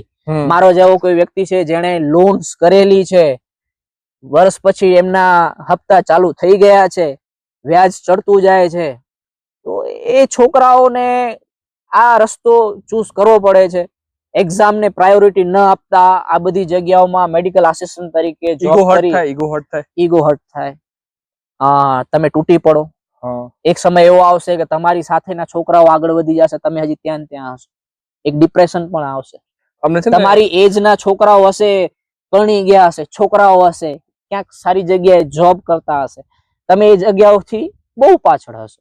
અને ખાલી ફોરેન મેડિકલ ગ્રેજ્યુએટ જ નહીં, ઇન્ડિયન મેડિકલ ગ્રેજ્યુએટ પણ ડોક્ટર્સ કહીએ ને 30 વર્ષ સુધી પરણતા નથી. બધા આજની સોસાયટી એમને એમ કે 30 વર્ષ સુધી તમે પરણ્યા કેમ નથી? ભાઈ એ એક વ્યક્તિ એની લાઈફનું, હું તો મેં જેટલા ફેલિયર્સ જોયા છે ને એમાં હું ક્યાંક ને ક્યાંક મારો વાંક ત્યાં ગણું છું કે મારા માટે આ બધી વસ્તુ ઇફેક્ટ કરે છે. મારા માટે એક ફાઇનાન્શિયલ વસ્તુ ઇફેક્ટ કરે છે, મારે જોબ કરવી પડે છે. મારા માટે મારા પેરેન્ટ્સ ની નીડ શું છે મારા માટે ઇફેક્ટ કરે છે. એ જ જગ્યાએ કોઈ એવું વ્યક્તિ છે જેના માટે આ બધા પ્રશ્નો નથી ઇફેક્ટ કરતા, તો એ ફ્રીક્વન્ટલી ફર્સ્ટ ટ્રાય, સેકન્ડ ટ્રાયમાં નીકળી જાય છે. એટલે એ જ સિવાય બીજા પણ એવા સામાજિક પ્રશ્નો ઉભા થશે, ફાઇનાન્શિયલી પ્રશ્નો ઉભા થશે, ફેમિલીના પ્રશ્નો એવા ઉભા થશે જે તમને ક્યાંક ને ક્યાંક તોડી દેશે. એટલે હંમેશા એક મેડિકલ સ્ટુડન્ટ 30 વર્ષ સુધી જ્યાં સુધી એ પોતાની જાતને એક ડ્રીમ જોબ કે એક ડ્રીમ જગ્યાએ નહીં જોવે ને ત્યાં સુધી એ મેરેજ નહીં કરે, એ વસ્તુઓથી દૂર રહેશે. એટલે આમ જોવા જાવ તો એમ કહી શકાય કે જે એવા કોઈ છે વ્યક્તિ કે જે લોકો ફાઇનાન્શિયલી બહુ સ્થિર થઈ ચુક્યા છે, એમના પેરેન્ટ્સ એવા છે કે જે પરફેક્ટલી ઓલ રાઈટ છે આમાં, એમ જે એમને બેકઅપ આપી શકે છે. હા, બસ એવા છોકરાઓ આઉટ ઓફ ઇન્ડિયા થી MBBS કરીને જ્યારે આવે ઇન્ડિયામાં તો એ 2 વર્ષ એક્ઝામ તૈયારીમાં આપી શકે છે. એક વર્ષ આપણે નથી આપી શકતા. ત્યારે આપણે કામ કરવું પડશે, દિવસના 12 કલાક કામ કરવું પડે. 18 કલાક. ઓકે, એ પણ જો વચ્ચે કોલ આવે ડિપેન્ડ્સ ઓન ધ શું કહેવાય આસ્કિંગ. અને પ્લસ પેઇંગ સ્કેલ તમારી તો બહુ લો રહેશે કેમ કે તમારી પાસે રજિસ્ટ્રેશન નથી, તમે ક્લિનિકલ પ્રેક્ટિસ નહીં કરી શકો. અમને છે ને શિક્ષકોમાં એવું ઘણીવાર હોય કે અમને પૂછે કે શું કરો છો, હું કહું ટીચર છું, સરકારી કે પ્રાઇવેટ. હા, તમને પૂછે કે MBBS કર્યું છે, હા ક્યાંથી, એમ પૂછે ફોરેન થી કર્યું છે, ફોરેન. અચ્છા, એક્ઝામ ક્લિયર થઈ ના નથી, તો જોવાનો એનો જે છે દ્રષ્ટિકોણ બદલી જાય છે. એક વાત ઈ કરવી છે કે આપણે ઇન્ડિયામાં જે છે બહુ બધી છૂટછાટ છે એમ જોવા જાવ તો. અમુક ભૂલો આપણે હાલતે કરી દેતા હોય છે, એનો કોઈ ધ્યાન નથી દોરતું. વિદેશમાં એવી કઈ ભૂલો છે કે જે ન કરવી જોઈએ જે આપણે ભારતમાં આમ જીવનમાં કરતા હોય, જેના કારણે પછી આપણે ત્યાં આપણી હાલત ટાઈટ થઈ શકે છે? હા, હવે એઝ અ સ્ટુડન્ટ ઇન્ડિયા હોય કે ફોરેન કન્ટ્રીઝ હોય, સૌથી પહેલો એમને કવર કરતી વસ્તુ છે તો નશો. ત્યાં આપણાથી વધારે છે ઇન્ડિયામાં એ છે ને ફોરેનમાં એ છે. એ પછી ડ્રગ્સ હોય, એલ્કોહોલ હોય, સ્મોકિંગ હોય, ટોબેકો હોય. ટોબેકો ઇન્ડિયામાં વધારે છે, એમાં ખાસ કરીને ઇન્ડિયામાં ગુજરાત અને યુપી તો કેપિટલ જ છે ચુઈંગ કરવાનું નાતે. પણ આ બધું વસ્તુ આજની જનરેશનને ખોખલો કરવા માંડી. ઓકે, સાચી વાત છે, બરોબર. ત્યાં જે છોકરાઓ છે વિદેશમાં અત્યારે એ લોકો ડ્રગ્સમાં અને ડ્રિંક, તમે કહો છો કે બહુ ત્યાં વસ્તુ ઇલીગલ છે, ઇલીગલ છે, પણ ત્યાં અવેબિલિટીઝ બહુ વધારે છે. પકડાઈ જાય તો શું થાય? પકડાઈ જાય તો હું તમને મારી જ કોલેજના એવા શું કહેવાય આપું કે ત્યાં ડ્રગ્સ કરતા લોકો પકડાણા છે, જેલમાં ગયા છે, ઇન્ડિયન્સ, અને એમને ઘણાને ડિપોર્ટ કરી દેવામાં આવ્યા છે. ડિપોર્ટ ઇન ધ સેન્સ કે એ કન્ટ્રી તમારા માટે બેન પાસપોર્ટ તમારે વિઝા ન લાગી શકે. તમારે કોઈ પણ કન્ટ્રીમાંથી ડિપોર્ટ થાવ ને એટલે બીજી કોઈ કન્ટ્રી તમને વિઝા આપે, સવાલ ઉઠે, વિઝા જ ન આપે. અને પ્લસ ઘણા છોકરાઓ એવા જ છે કે ચલો નશામાં નથી લાગ્યા પણ ત્યાં બીજું કલ્ચર છે, બરોબર.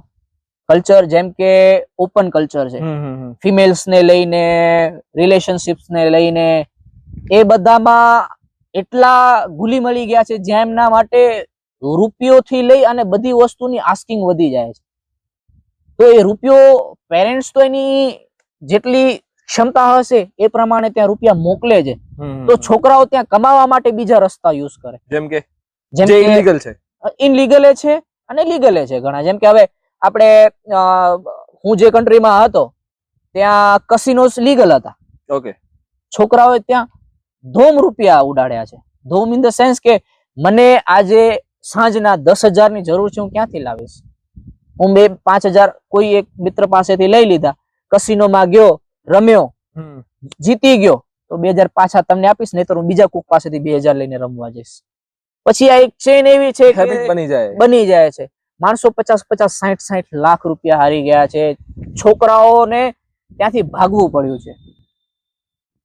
પેરેન્ટ્સ ને પોતાના ઘર બાર વેચી દેવા પડ્યા છે, પોતાના ધંધા વેચીને પણ એ છોકરાઓને પેમેન્ટ પાછા કરવા દીધા છે. ઇનલીગલી તો કે પોતાનો પાસપોર્ટ ક્યાંક જમા કરી આજુબાજુના લોકલ્સ વેન્ડર્સ છે કે એજન્ટ્સ છે એમના પાસેથી પાસપોર્ટ ઉપર પૈસા લઈ ને આવી રીતે રમવા જવું, બહાર ઉડાડવું, પાર્ટી કરવી, એમાં પૈસા વયા જાય છે. અને ત્યાં આમ જોવા જાવ અને ત્યાંથી જો ફોર એક્ઝામ્પલ કોઈને જેલ એની પરિસ્થિતિનો આમ કરવો પડે સામનો ઇન કેસ, તો ત્યાં કોની હેલ્પ આપણે લઈ શકીએ? રાજદૂતાવાસ બધી જ કન્ટ્રીમાં જ્યાં જ્યાં તમે જાઓ છો, જ્યાંના તમારા ઉપર વિઝા લાગે છે, બધી જ કન્ટ્રીમાં રાજદૂતાવાસ છે. તમે તો જેલમાં છો પણ તમારી સાથે જે તે વ્યક્તિઓ છે જે કોન્ટેક્ટ કરી શકે છે, તમારા એજન્ટ્સ છે, તમારા મિત્રો છે, એજન્સીને વાત કરે, તમારી ફેમિલીને વાત કરે. અને એના પછી જ્યારે રાજદૂત વચ્ચે પડી અને કોઈ મિડલ ઓપ્શન લઈ આવે ને તમને જે તે કારણોસર ત્યાંથી છોડાઈ આવે, કાં તો તમારા ઉપર જે ચાર્જીસ છે લાગવા પડે. ઘણી વખત એવા પણ અપરાધો થઈ જાય છે જે ત્યાંની કન્ટ્રી માટે એવા છે કે એનો શું કહેવાય કોઈ માફી છે નહીં. જેમ કે મર્ડર ત્યાંની હા, એ કોઈ તો. કન્ટ્રીમાં હવે તમે ક્યાંક બારમાં કે ક્યાંય જાઓ છો પાર્ટી કરવા માટે, હવે ત્યાં ગેંગ્સ તો હશે જ. હવે તમને આલ્કોહોલના કન્ઝપ્શનમાં છો, ત્યાં તમને તમારાથી કોઈ ભૂલ થઈ ગઈ કે સામેવાળાથી કોઈ ભૂલ થઈ ગઈ, મારામારી થઈ ગઈ, ત્યાં વેપન રાખવું બહુ મોટી વસ્તુ નથી. આપણે રાખી શકીએ છીએ આપણા માટે નહીં, ત્યાંની એટલે ત્યાંના લોકો ત્યાંની ફોર એક્ઝામ્પલ country આપણે માટે. જ્યાં ત્યાં હું રહીએ હતો, છીએ. જે કન્ટ્રીમાં હું હતો, ત્યાં વેપન તમને 10,000 માં મળી જતું. હાલતા ચાલતા લોકો લોડેડ ગન લઈને ફરતા. વેપન એટલે ગન પણ આવી Gun. જાય. અચ્છા. બરોબર. અને ત્યાંનો તો એક રૂલ હતો કે તમે કોઈ ડ્રંક વ્યક્તિ શૂટ કરી જાય તો એના ઉપર કોઈ પણ જાતનો એક્શન લેવામાં આવશે નહીં. લે આવું કેવું? લીગલ એક્શન લેવામાં આવશે નહીં. આ જસ્ટ ખાલી ફિલિપિન્સમાં જ ને યુએસ માં પણ એવો છે કે કોઈ ડ્રંક વ્યક્તિને આપણે હેરાન કરીએ છીએ કે જે તે વ્યક્તિ ડ્રંક થયા પછી એગ્રેસિવ થઈ ગયો, ઇન ધ સેન્સ કે એ વ્યક્તિ પોતાના 100% કોન્શિયસ માં નતો, તેમ છતાં તમે એને જઈને હેરાન કરતા એને જો આ પગલું લીધું, એમાં તમારો વાંક છે. એટલે એનો એ રિએક્શન છે કે જે આપણે એક્શન પછી આવેલો છે, ભલે આપણે કોઈ એક્શન ન કર્યું હોય. એટલે એ રીતે પણ સેફ નથી. પ્લસ ઘણી કન્ટ્રીઝમાં બહારના વ્યક્તિઓ જે તે લોકલ્સને નથી ગમતા હોતા. બધા દેશ ભારતીયો જેવા તો નથી કે વિદેશથી આવતા કોઈ વ્યક્તિને જોઈને રાજી થઈને ઘરે બોલાવીને ચા પાણીનું પૂછે. ફોરેન કન્ટ્રીઝમાં એવું લાગે કોઈ બહારનો વ્યક્તિ આવ્યો છે, અમને લૂંટવા આવ્યો છે, કાં તો અમારી કન્ટ્રીમાંથી કંઈક લઈ જશે કે આ થશે. ફિલિપાઇન્સમાં કેવું છે? ફિલિપાઇન્સના વ્યક્તિ બહુ મારી સાથે તો બહુ ફ્રેન્કલી હતા. ત્યાંની પબ્લિક બહુ જ ફ્રેન્કલી છે. શરૂઆતમાં અનસેફ એટલે હતી કેમ કે ત્યાં ગેંગ્સ વોર ને ડ્રગ્સ ને આ બધું બહુ જ વધારે પ્રમાણમાં હતું. દુતર્તેના આવ્યા પછી બહુ સેફ થઈ ગઈ હતી કન્ટ્રી. મારી સાથે જ્યારે મેં તમને ઇન્સિડન્સ કીધું કે અમને લોડેડ ગન ઉપર રાખવામાં આવ્યા હતા, ત્યારે એ બધા પ્રશ્નો બહુ મોટા લેવલ સુધી હતા. અને આ વસ્તુ જ્યારે અમે અમારા એજન્ટને કીધું તો એમણે કીધું તમે ફોટો બોટો પાડ્યો તો હું શું સેલ્ફી લઉં? ભાઈ તું ગન રાખ, હું સેલ્ફી પાડું. શું કામ રાખ્યા હતા? હા, એટલે અમારે એવું કેવું હતું, અમારા ફ્રેન્ડ નો એકની બર્થડે પાર્ટી હતી. બર્થડે પાર્ટી હતી તો અમે કહીએ ને કોલેજ ન્યુ કમર્સ જેનઝી તરીકે એક્સાઇટમેન્ટ, આપણે 12 વાગે પાર્ટી કરશું, કેક બેક કટ કરશું, તો બધા ભેગા થયા. છોકરા ઇન્ડિયન્સ ભેગા થાય ને શોર શરાબો ના થાય એવું તો બને નહીં. અને શોર શરાબો થયો. ત્યાંનો એક વ્યક્તિ હતો, એની નીંદર બિંદર ઉડી ગઈ હશે અને ડ્રંક હતો. બંદૂક કાઢી લીધી ભાઈએ. અમે બાઇક ઉપર હતા, અમે બીજા બધા ઘરની અંદર હતા, અમે બાઇક ઉપર હતા, હું ને એક મારા ફ્રેન્ડ. અમે પીઝા લેવા જતા હતા ને ભાઈ આવીને ડાયરેક્ટ ગન રાખી દીધી, ગાળો આપી, દેશને ગાળો આપી, મા બેનને ગાળો આપી. પણ એ સમયે જો અમે એક્શન દેત, રિએક્શન કઈ આપતા તો રિએક્શન બહુ ખરાબ હોય. એ સમયે સાંત્વના રાખી, પોતાને ગભરાઈ ન જતા, પોતાને કંટ્રોલ કરવો, એ વસ્તુમાંથી બહાર નીકળવું, સામેવાળા વ્યક્તિને માફી માંગી, એને સહી સલામત ઘરે પહોંચાડીને પોતે પોતાને બચાવો, પોતાને સંરક્ષણ કરવું બહુ મોટો પ્રશ્ન છે. એના સિવાય એક વખત બર્થડે પાર્ટીમાં મેં તમને કીધું એવી રીતે જ ભેગા થયા હતા, શોર શરાબો થયો હતો. બીજો એક ફિલિપિનો એરફાયર કર્યું હતું. એ જ જગ્યાએ બીજી એક યુનિવર્સિટીમાં મારો ફ્રેન્ડ હતો, એ યુનિવર્સિટી થી આવતો તો 10 વર્ષનો છોકરો ચાકુ લઈને આવ્યો, હાથ કાપી નાખ્યો ભાઈનો, ફોન લઈને ભાગી ગયો ફિલિપાઇનમાં. એટલે આ તો નાના નાના પ્રશ્નો છે. કન્ટ્રીઝ થી કન્ટ્રીઝ વેરી કરતા હોય છે. તમે એવા બહારના સિટીમાં રહો છો જ્યાં તમને કોઈ ઓળખતું નથી, જ્યાં લોકો તમને લૂંટી લેવા માંગે છે, કાં તો તમારી પાસેથી પૈસા કમાવી લેવા માંગે, કાં તો તમારો ફાયદો ઉઠાવવા માંગે છે. બરોબર. હવે એ તમારું ગમે એ રીતે ફાયદો ઉઠાવવા માંગે છે. પોતાની સુરક્ષા પોતાના હાથમાં હોવી ખૂબ જ જરૂરી છે. ત્યાં ચલો બહારના લોકો રહે છે, પણ ત્યાં આજુબાજુમાં કોક ને કોક એવું હશે, તમારા સગાવાલા, આજુબાજુ રહેવા વાળા, અને આપણી રહેણી કેણી એવી હશે કે આપણને આજુબાજુના વ્યક્તિ ઓળખતા થઈ જશે. ઓફકોર્સ. તો આપણી સુરક્ષામાં ક્યાંક ને ક્યાંક એમનો હાથ હોય છે. પણ આજે MBBS કરવા માટે આઉટ ઓફ ઇન્ડિયા જાઓ છો અત્યારે, તો એવી કઈ એક બે ભૂલો નહીં કરો જે તમે એ ટાઈમે કરી નાખી હતી?